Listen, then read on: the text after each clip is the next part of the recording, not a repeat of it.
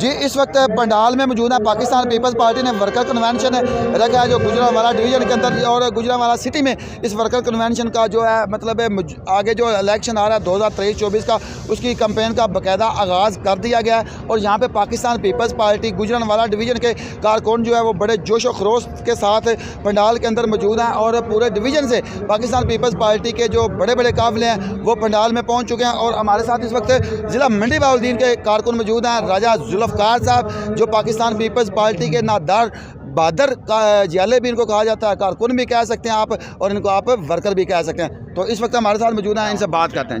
जी चाचा असगर साहब बहुत शुक्रिया।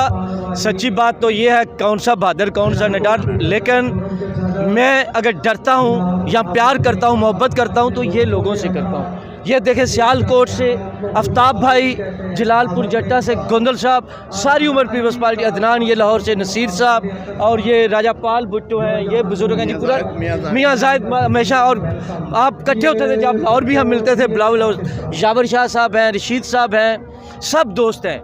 असल में पाकिस्तान पीपल्स पार्टी का जो असल कारकुन वर्कर जियाला है वो एक बात याद रखे, वो एक ख़ानदान है, वो एक फैमिली है। हम जिस भी डिस्ट्रिक्ट में रहते हैं, जिस जगह पे रहते हैं, हमारी सोच, हमारे ख्याल, हमारा नज़रिया, हमारा फ़लसफ़ा भुट्टो है, और उस वजह से हम एक दूसरे से प्यार करते हैं, मोहब्बत करते हैं। और इस मुल्क में आपको पता है पिछले काफ़ी अरसे से हम पाकिस्तान अदम तशद्दुद का शिकार है। यहाँ पर सियासत के साथ जो सोसाइटी है उसमें भी इंतशार और नफ़रत बहुत ज़्यादा आ गया है। लेकिन कायदे अवाम जुल्फ़कार अली भुट्टो ने इन लोगों में, हम सब में ऐसी मोहब्बत भरी, ऐसी तरबियत हमारी की कि पाकिस्तान पीपल्स पार्टी का जो कारकुन है, वर्कर है, वो प्यार का, मोहब्बत का दर्स देता है, लोगों को जीने का दर्स देता है। और 40 साल से ज़्यादा अरसा हो गया है कायदे अवाम जुल्फ़कार अली भुट्टो को इन कम वक्तों ने शहीद किया था, लेकिन आज तक उनका नज़रिया, उनकी सोच, वो भुट्टो और उनके जाले वो कम नहीं हुए। हाँ, कुछ हमारे कसूर होंगे क्योंकि पाकिस्तान में मसाइल की, अवाम के मसाइल की तो कमी नहीं हुई, तो अगर उनको हल करने में हम अभी तक उस तरह नाकाम है तो हमें इस पर ज़रूर सोचना चाहिए। क्योंकि पाकिस्तान में तो लोगों के दिल में बसना मेरे ख्याल में बहुत आसान है, लोगों की प्रॉब्लम ही इतनी है, मुश्किलात इतनी हैं, लेकिन उसके बाद आखिर में फिर आज गुजरांवाला में chairman Pakistan Peoples Party Bilawal Bhutto का वर्कर कन्वेंशन है और पहली दफ़ा वो पंजाब में इंटर हुए हैं। तो जिस तरफ भी जाते हैं हम देखते हैं, नज़रें दुराते हैं, लोग ही लोग हैं, और अच्छा खासा मतलब बहुत ज़्यादा लोगों में जोश व खरोश है, वलवला है, और लोग बहुत ज़्यादा खुश हैं अपने चेयरमैन को देखने के लिए। लेकिन मैं आखिर में फिर आज के पूरे वर्कर कन्वेंशन को, जितनी मेरी औकात, इन वर्करों के नाम करता हूँ।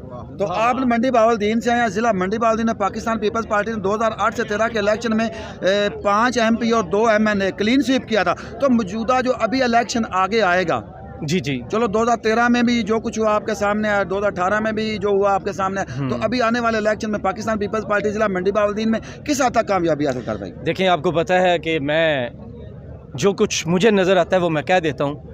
पाकिस्तान पीपल्स पार्टी मैं ये समझता हूँ कि इस दफ़ा सरप्राइज़ दे सकती है, अगर जो अभी मैं यहाँ बता नहीं सकता कि टिकटें जो हैं वो अच्छे लोगों को मिल गई तो बेशक ठीक है। अगर वही टिकटें होंगी जो पिछले, आपके सवाल का जवाब, अगर वही टिकटें होंगी जो 2018 में थे तो वही रिज़ल्ट होगा जो 2024 में। लेकिन चंद छोड़कर, मतलब कमर ज़मान कायरा ने बहुत अच्छी मेहनत की है, नदीम अफजल चांद ने बड़ी मेहनत की है, उसके अलावा पिछली दफ़ा फैसल सालेयात 7000 से जीते हुए थे, हराया गया। इस्लामाबाद के बॉर्डर पर राजा परवेज़ अशरफ साहब इलेक्शन जीते हमारे सेंट्रल पंजाब में। फिर लाहौर में हमारे वो जो है अरशद गिल साहब ही थे ना जी, असलम गिल साहब, उन्होंने इस दफ़ा बड़ी अच्छी, जब वो ज़मीनी इंतखाब था तो मतलब मेरा मतलब ये नहीं था जो अच्छे फिर इम्तियाज़ सफदर वयाई साहब यहाँ से दोबारा आए हैं तो पहले की निस्बत तो काफ़ी बेहतर है। लेकिन मैं अक्सरियत की बात कर रहा हूँ, लेकिन मुझे लगता है चंद दिन आप देखें कि मुझे उम्मीद है, लेकिन सियासत में कुछ भी हो सकता है, कि काफ़ी लोग हमारी तरफ आएंगे तो फिर हम आपको कुछ और दिखलाएंगे। तो वफाक में आपको अगली हुकूमत मतलब वज़ीर आज़म किसका नज़र आ रहा है? अब ये कहेंगे गल होगी ना, अन्ना वनडे श्रेणियाँ तो भी अपने आन सर, लेकिन उसके अलावा जहाँ तक मैं समझता हूँ, ये मैं अंदर की बात कर रहा हूँ, रात को जब आसमा शराजी को आसफ जरदारी साहब इंटरव्यू दे रहे थे तो एक सवाल पर जब उन्होंने कहा कि मियां नवाज शरीफ साहब कहते हैं कि मैं चौथी दफ़ा वज़ीर आज़म बनूँगा, तो जरदारी साहब ने कहा कब कहा है नवाज शरीफ ने?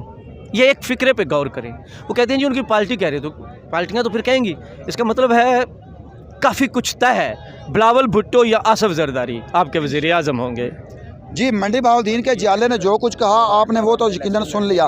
उनका यही कहना था कि नेक्स्ट इलेक्शन जो आगे आ रहा है इसमें पाकिस्तान पीपल्स पार्टी का वज़ीर आज़म होगा, और इन्होंने अपने गुफ्तगू का जो है अख्ताम इसी बात के साथ किया कि वज़ीर आज़म जो है पाकिस्तान पीपल्स पार्टी का होगा, और पाकिस्तान पीपल्स पार्टी पंजाब में पहले की निस्बत बहुत